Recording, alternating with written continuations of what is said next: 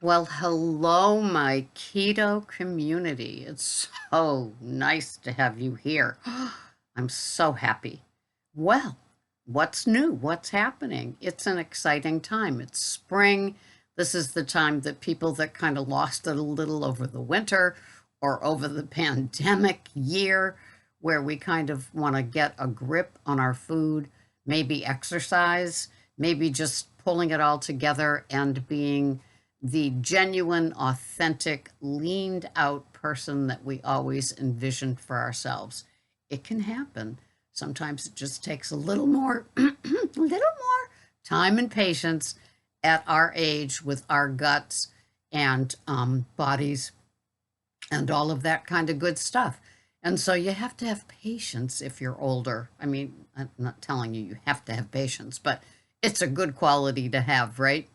And so my topic today, though, is having are you bored and restless with the same old foods? Do you find that like, oh my God, I'm so sick of these veggies, that little portion of pork protein, the same old fats. It just seems everything's so the same.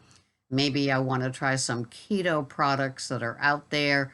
Maybe I'll spend some time in the stores educating myself. Maybe when I see a keto section, I'll check out those products and see maybe Atkins has a little something going that would suit my fancy and take care of my bored and restless feelings. Or maybe it's just a little stage that you're going through and you will snap back into being motivated to continue to do it. Maybe the motivation is just what you need. I'm a veggie lover, and so when I continue to make my same pieces of protein and veggies or my meal in a bowl or my have my salad and then maybe a soup, it all works for me. I did pick up a couple of boxes of cauliflower from the ground up little crackers. I haven't opened them yet, but they say that there's in 50 crackers there's 17 total carbs, and so I wouldn't have 50 crackers. So maybe it'll be a nice accompaniment. And I do love my Teddy's peanut butter, and so I love it in yogurt. Don't go ugh, until you've tried it. Having like a tablespoon of Teddy's with like 3 or 4 ounces of my Faye yogurt, it makes a wonderful either side dish or almost dessert dish, like the cottage cheese with a little cinnamon on top could be kind of dessertish too. So it's just something that like is a little bit different. I like to look at my keto foods sometimes in a different light, so it just brings on more. I'm having leftover. I know that this is March 31st when I'm airing this, but I have some leftover from 2 days ago corned beef and cabbage veggies that I'm going to be having with my chicken that was smoked on the big green egg, and then I finish off in the air fryer and plop that on top of the veggies, hmm along with some Brussels sprouts and cauliflower that was cooked on the big green egg as well. And so I'm one of those that I don't get I get restless for other reasons, but not restless and bored with my food offerings because I make sure that they have enough flavor and fat. And I'm not a big add a spice on, doctor it up. I don't like garlic. I don't like onions. So I'm kind of like straight, wonderful veggie taste with some ghee on it. Sometimes butter, but most likely I always have the ghee, and it pleases me, and it still continues to work. So I haven't gotten bored and restless with the foods. I don't look forward to, another season. I kind of eat the same year round. And when it's cold, we have the heat in the house for the OMAD dining. And when it's hot, we have, the AC. So it's always a nice, comfortable climate, 72-ish in the house. So I enjoy my meals year round. I mean, I'll have a beef stew in July. I'm not fussy. with that, with the cauliflower crumbles. And so I'm pretty happy with what there is. Every now and then I'll add, like a rack of lamb, or those little lollipop lamb chops that we like to cook on the grill. And Greg will slice them, not cook the whole thing as a rack and then slice them.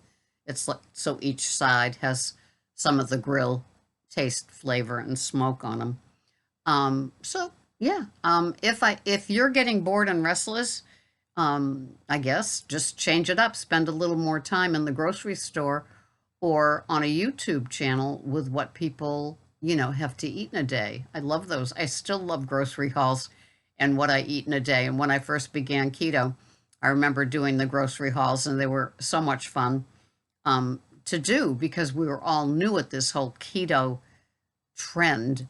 And what did that mean? What could we have? And, the coconut oil and the ghee and the butter and all those macadamia nut oil, all the fun things that we could put on our veggies and our meats and just have and be okay with it. Now that I've been in maintenance, like those cauliflower crackers, just a little change and a little fun.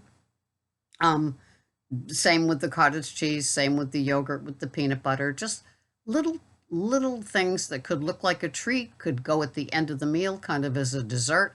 You could even add some dark chocolate chips to that peanut butter and that yogurt, and you could call that a dessert. And that would definitely work for me. It would just give me that like sense of something at the end of the meal. Totally keto, totally, okay, sanctioned. And so it all works. That's just what I do. And now that I just said that, I'm really thinking of that. And I just use smaller dishes, smaller utensils, and it makes it last because I'm not, wolfing it down. I like to dine every day, be it, a regular meal or something special like a prime rib, but I like to dine with my OMAD. I like to take 45 minutes to an hour to slice everything and chew it. And I'm not working on going slow. I just go slow at this point. And then I do, as many of you know, my oral hygiene moment at the end of the meal. So it's the "you done, girly. You done with your food intake. You flossed and brushed. That's it. It's a wrap." And so it just works for me. Maintenance has been fun. Of course, it's a challenge. Somebody can overeat or have some naughty no-nos on maintenance, and it's harder. There's more opportunity to just screw up. You don't want to. But if you're new to keto and you're getting back on track and you're being strict, structured, and disciplined, I've got tons and tons of videos of that, and I didn't drop those skills, that skill set, just because I'm on maintenance. It's still important that I use my chronometer, my kitchen scale. I do only weigh myself once a month, and so it being March 31st and tomorrow being April, the first few days on a day that I feel skinny, I'll get on the scale and mark it down. And for all the years that I've been doing this and since Weight Watchers and all of that kind of stuff, I keep this little log with the date and the amount of weight. And it's just a guide. It's no big deal. I'm not obsessed with the bathroom scale like I used to be. It's bathroom scale and nighttime eating are those two of the most important things that we work on getting rid of. Maybe then getting to the clean intermittent fasting part with the no flavored soda waters and the no flavored coffee and the getting to the black coffee. For me, it was giving up gum as well. There's a lot of little milestones along the way in your involvement with food. But if you're bored and restless and you still want keto and you still like the structured and the discipline, spend a little time in the grocery store. Look at some odd vegetables. Go to Whole Foods for like a display of vegetables it's like an art gallery almost. Or Go up and down the aisles of a grocery store that has good food, untampered with food, has options. You know, not every aisle is junk food, especially if you're in Whole Foods. But if you are in a grocery store, you know those aisles and aisles and aisles of CRAP. It's just amazing. But in and amongst all those not so great for your body type of processed foods or sugar foods or not even real foods, you might find a little oasis of some good keto foods that could help you with your bored and restless. Just a few suggestions coming your way from Sarah at Pearls of Wisdom and Food with Keto. I'm glad you're here. I continue to not be able to do this without you, which is why I continue to do my videos, and it's important to me that you're here. Thank you. I'll see you the next time. This has been Sarah, Pearls of Wisdom and Food with Keto. Bye-bye for now.